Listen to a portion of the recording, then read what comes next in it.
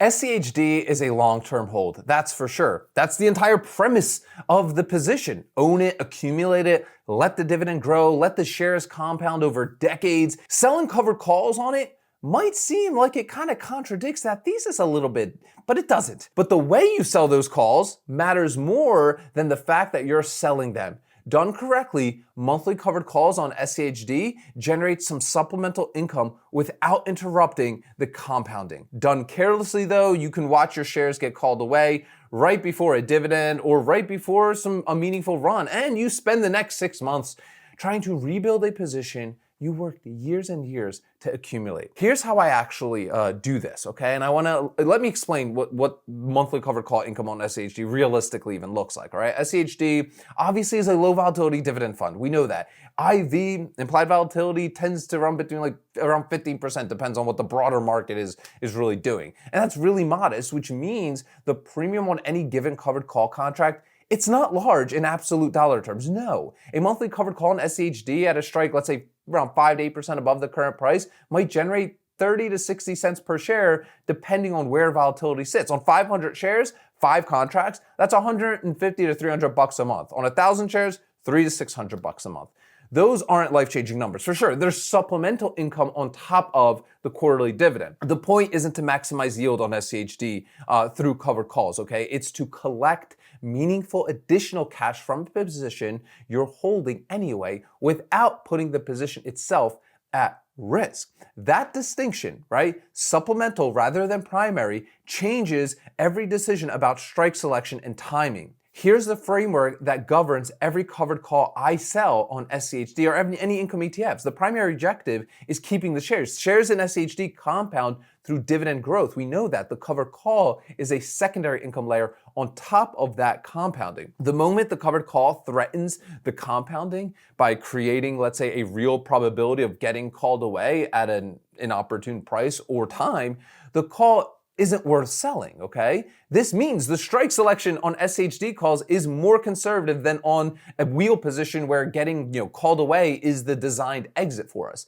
On SCHD, I'm targeting strikes where my honest answer to would I be fine if these shares left at this price is a clear yes. Not just a technically above my cost basis, but genuinely comfortable as an exit given everything the position represents to me. The secondary objective is timing. Not every week is a good week or month to sell covered calls on SCHD. Some weeks, the stock is in the middle of its range, right? Not stretched in either direction. And the call premium at a comfortable strike is way too thin to even bother with. Other weeks, the stock has run to the top of its range. The premium is meaningfully better, and the probability of the call expiring worthless is higher than the average. Only selling in the second scenario is what makes this sustainable month after month. Let's talk about using the upper Bollinger Band as that trigger. Right? The Bollinger Band system is the timing filter that I use for every SCHD covered call I sell. The upper Bollinger Band represents the top of SCHD's recent price range, the level where the stock has stretched beyond its normal behavior to the upside.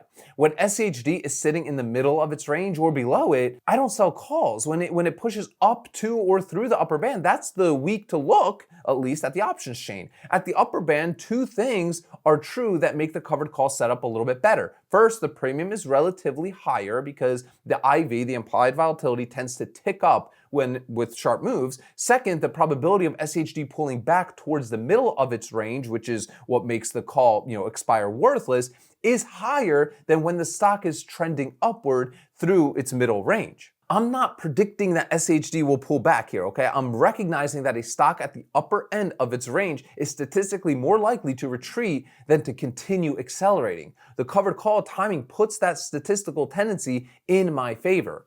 Now, if all of this kind of sounds foreign to you, I do have a completely free beginner workshop where I break all this stuff down in plain, easy to understand English. So make sure to attend the Ark Options workshop. It's 90 minutes long. It'll be the first link in the description of today's video. At the end of it, you'll get my 15 favorite stocks, all under 30 bucks, my 2 premium calculators, and my full trade log template. So after you watch today's video, make sure to attend that workshop. It'll be the first link in the description. Now, let's talk about the dividend calendar check. Because before I sell any covered call on SCHD, I check when the next ex-dividend date is. This is important. SCHD pays quarterly, typically March, June, September, and December. If the ex-dividend date falls within my 30-day expiration window, I need to account for it. If I sell a call that expires after the ex-dividend date, there's a risk of early assignment from a call buyer who wants to capture that dividend. My rule, if the ex-dividend date falls within the window, I either sell a call that expires before it, or I move the strike far enough above the current price that early assignment makes really no sense for the call buyer, okay?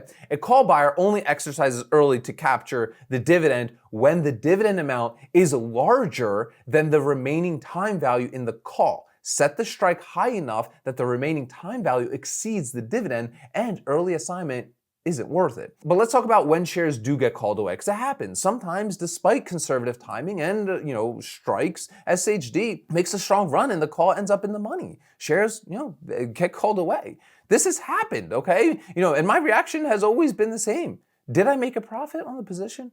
Did the total return, premium collected, plus any dividends received, plus the appreciation from entry to exit represent an acceptable outcome to me? If yes, the trade worked. The frustration of watching SHDs continue higher after being called away is a real emotion for sure, but it's not a financial loss. You agreed to sell at the strike when you sold the call. The stock moving above it after that agreement was made isn't something that was taken from you, okay? What I do after shares get called away, I evaluate whether to re-enter. If SHD has run significantly above where I was called away, I may wait for a pullback before rebuilding the position. If the price is still reasonable relative to the dividend yield and my target accumulation goals, I start buying back in the same exact week. But here's the honest summary of what monthly covered calls on SHD actually produce for us. In a typical month where the call is sold at the upper Bollinger Band and expires worthless, you've generated, let's say, 30 cents to 60 cents per share in supplemental income on top of whatever portion of the quarterly dividend is accruing. Over 12 months, that can add up to $3.60 to $7.20 per share in covered call premium. A meaningful addition to the dividend income from a position that you're literally holding in your account anyway. In months where the setup isn't there, SHD is in the middle of its range, the premiums at a comfortable strike is too thin, do nothing. The position runs, the dividend accrues, not forced activity just to say you traded something. And in the rare months where shares get called away, you reassess. You accept the outcome and you decide whether and when to rebuild. The compounding wasn't destroyed, it was paused, and it restarts when you're back in the position. Got some questions for you guys as always in the comment section. Number one, are you currently selling covered calls on SCHD or any of your core long-term positions? And what's your process for deciding when the setup is right versus when to skip out on the month and just hold? Number two, have you ever had SCHD shares called away? And looking back, was the strike you sold at one you were genuinely comfortable with or one you chose primarily for the premium? Let us know down below in the comments. And if you are a beginner, I want to invite you to the Ark Options workshop. It's 90 minutes long, totally beginner friendly. It'll be the first link in the description of today's video. At the end, you'll get my 15 favorite stocks, all under 30 bucks, my 2 premium calculators, as well as my full trade log template to keep yourself nice and organized. You'll find that as the first link in the description of today's video, guys. As always, sell options, collect premiums, repeat. I'll see y'all tomorrow.